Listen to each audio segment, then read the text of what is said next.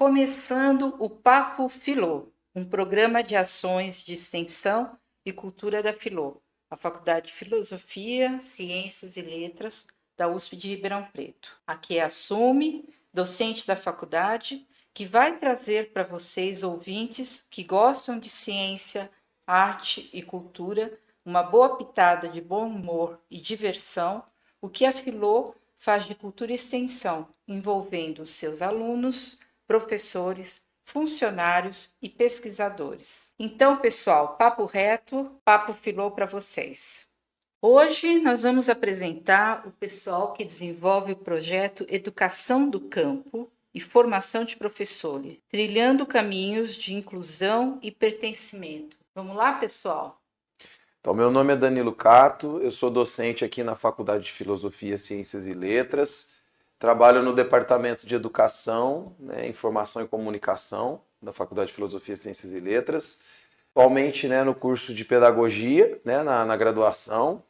Também tenho pesquisas e oriento pessoas na pós-graduação em Educação, coordenando um grupo de pesquisa que chama Grupo de Estudo e Pesquisa em Interculturalidade, Educação e Ciências. Olá, meu nome é Ana, eu tenho 23 anos, sou do curso de Pedagogia da USP e basicamente eu estou na USP desde 2022, eu sempre me interessei por práticas de educação popular e quando a gente teve a oportunidade de criar esse projeto sobre educação do campo, o que mais me chamou a atenção é que esse tema ele não era muito debatido dentro da nossa universidade, pelo menos não na pedagogia. A gente ainda não havia tido uma oportunidade de estudar sobre educação no campo, sobre essa vertente que é tão interessante.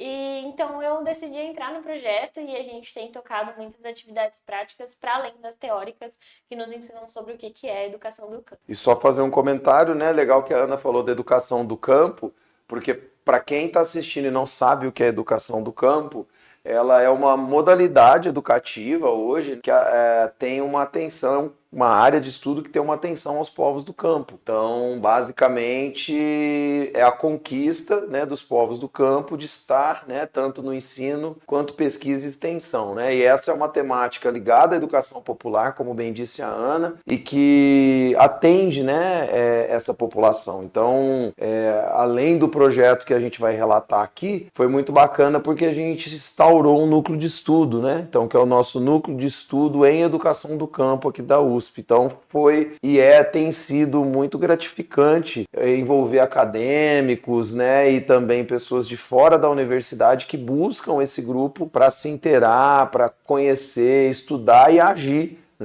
em torno dessa questão da educação do campo. A gente criou o grupo de estudos em setembro do ano passado, de 2024, e basicamente a gente abriu para toda a comunidade USP que tem interesse em aprender sobre educação do campo, visando tanto estudar as questões teóricas, mas também preparar ações práticas que envolvessem projetos para dar aula para pessoas do campo, para aquelas pessoas que estão em formação ou já estão formadas e querem aprender mais sobre isso para aplicar no dia a dia, mas também para os estudantes que querem entender um pouco mais sobre esse assunto. E a partir disso, do nosso núcleo de estudos, das pessoas que se voluntariaram para participar, a gente incorpora também as ações do nosso grande projeto, que eu faço parte, a qual o professor lidera, o projeto de educação do campo e formação de professores, trilhando caminhos de inclusão e pertencimento. Então, esse projeto, ele basicamente visa construir um canteiro, na verdade, um espaço de convivência afro-ameríndio, na frente do novo prédio do DEDIC, que é o departamento da qual estamos dentro, sendo que somos da pedagogia, mas também há outros cursos incorporados nesse projeto. E a gente visa criar um canteiro para que a gente possa plantar ervas medicinais, mas ervas medicinais a partir dos conhecimentos de determinados povos e determinadas culturas. Então, a gente busca trabalhar não só com os saberes acadêmicos, mas também como, por exemplo, os saberes indígenas, os saberes das pessoas do campo, os saberes afro, Então, a gente está incorporando ali diversos saberes a partir da criação desse canteiro e também de um espaço que vai acabar incorporando uma área coberta para que os alunos possam conviver, e ter um pouco mais de contato com essas outras culturas dentro de um espaço acadêmico. É muito interessante o que a Ana está falando, porque o projeto surge dentro de uma universidade, que é a Universidade de São Paulo, e muitas pessoas perguntam, Mas por que educação do campo? Por que espaço afro-ameríndio dentro da USP? E pegando hoje, né, que nós temos dentro da USP uma pró-reitoria de inclusão e pertencimento, eu submeto duas propostas. Uma de uma bolsa PUB, que envolve essa questão de inclusão e pertencimento, e a gente tomando como premissa de que esse é um campus numa região do interior do estado de São Paulo, que tem traços de ruralidade, que, portanto, tem sim a sua diversidade, estudantes que têm uma ligação com a terra, têm uma ligação com o campo. Então, pertencer, estar incluso na universidade é também se enxergar no espaço universitário. Então, como é que estudantes que têm essa história e essa identidade camponesa vão se encontrar num campus que não tem esses saberes e fazeres dentro da própria paisagem? Então surge essa ideia da bolsa e depois um edital da Pró-Reitoria de Inclusão e Pertencimento para fomentar ações nesse sentido, né? Então aí é onde entra o que a Ana descreveu de por que será que a gente fala da diversidade, fala de uma sociedade multicultural e pluriétnica, mas que ações dentro da universidade a gente faz para que as pessoas se vejam nesse espaço que acolha a diversidade, né? Então, acho que esse é um dos tópicos importantes do nosso projeto. Com certeza. Falando um pouco da parte mais prática, né? O nosso projeto ele visa ter 8 oficinas durante esse ano. A gente já realizou a primeira oficina esse mês, no início do mês. No mês que vem já teremos outra oficina. E ele visa chamar o público tanto da universidade quanto de fora para dentro da universidade para a gente construir esse espaço a partir desses saberes plurais. Então, no encontro passado, a gente trouxe 2 pessoas que falam, né, sobre a educação do campo, são especialistas nisso. Então, a gente trouxe o Joaquim, que ele é o líder estadual do MST, e o professor Nespoli, que ele dá aula de educação do campo na UFTM, e também tem bastante experiência nessa questão do campo. E eles puderam nos ajudar tanto na construção desse início, né, desse canteiro, mas também nos trouxeram ótimos esclarecimentos acerca de que tipo de educação a gente quer, né, para o nosso povo, né? A gente está sempre falando sobre uma educação libertadora, a gente está sempre falando sobre romper com a educação tradicional, mas como a gente faz isso? Não, é muito legal, Ana, porque quando a gente colocou esse nome, né, formação de professores, trilhando caminhos, educação do campo, trilhando caminhos, né, para inclusão e pertencimento, eu acho que foi muito nesse sentido de como é que a gente representa esses saberes, né? E hoje, com esse foco da nossa ação no novo prédio do DEDIC, muitas pessoas têm perguntado para a gente, mas espera aí, por que espaço de convivência afro-ameríndio? Às vezes até os próprios convidados se deparam com esse desafio. E é porque a gente percebe, parte até de uma discussão teórica sobre isso, que a relação com a natureza, como disse a Ana, e com a terra, tem se colocado cada vez mais distante, né, nessa sociedade. Então você tem uma sociedade que se desagrega dessa ideia de natureza. E esses saberes camponeses, eles não estão em sincronia com essa dicotomia, com essa separação. Então trazer esses saberes em diálogo com os conhecimentos acadêmicos tem sido uma riqueza muito grande de trocas. E como a Ana disse, não só entre acadêmicos, mas entre também comunidade externa à universidade, que tem nos deixado bastante contentes, assim, né, de unir coletivos, organizações sociais, coletivos de jovens, inclusive também pessoas ligadas às dimensões culturais, artísticas da cidade, se somando, né, nessa proposta de se conectar com a terra. E aí, né, Ana, assim, até você podia falar um pouco desse aspecto, né, como é que a gente tem mobilizado a juventude, né, porque a gente consegue o espaço, a gente consegue um certo recurso, mas a gente tem percebido que o grande desafio é envolver pessoas, com a terra e com as coisas, né? Então, não sei como que você tem visto esse movimento.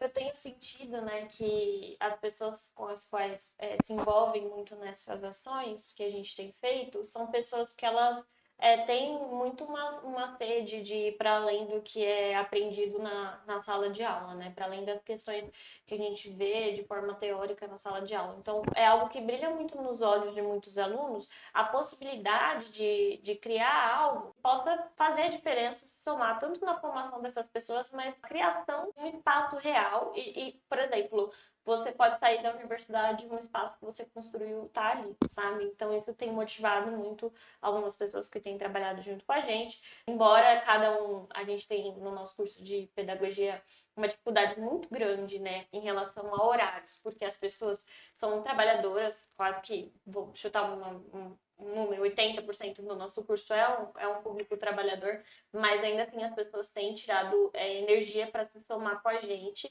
e também porque elas querem, eu vejo que é porque elas querem se conectar um pouco mais com ações da terra, sabe? Porque a gente não vê muito isso no dia a dia, isso se perde, a gente está tão imerso nas questões de tecnologia e nas questões de preciso fazer, preciso entregar, preciso ter pontos em trabalhos acadêmicos, mas quando você coloca a mão na terra e você se conecta com a natureza, você planta uma árvore, você rega aquilo, você cuida daquilo, você faz parte, sabe, daquele processo, você sente que você faz parte da vida que está se criando ali. Então, eu acho que isso tem motivado muito as pessoas. Como é que vocês enxergam essa relação entre saberes tradicionais, né, e os saberes acadêmicos, né, dentro de uma universidade pública, no currículo do curso de pedagogia ou algum outro curso, e também para a escola, né, a escola que é o lugar onde vocês vão dar aula, vão ser professores, né? Como é que vocês enxergam assim essa relação?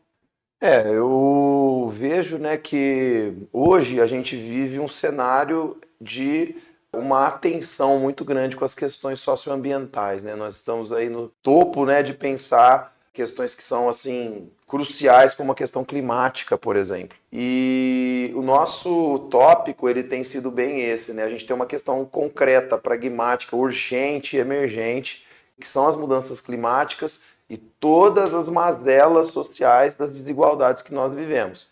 Então, o conhecimento científico acadêmico é fundamental, mas ele tomado como narrativa única que desconsidera saberes anteriores a eles que já estão nesse território, pode ser uma forma de ignorar algo que poderia contribuir.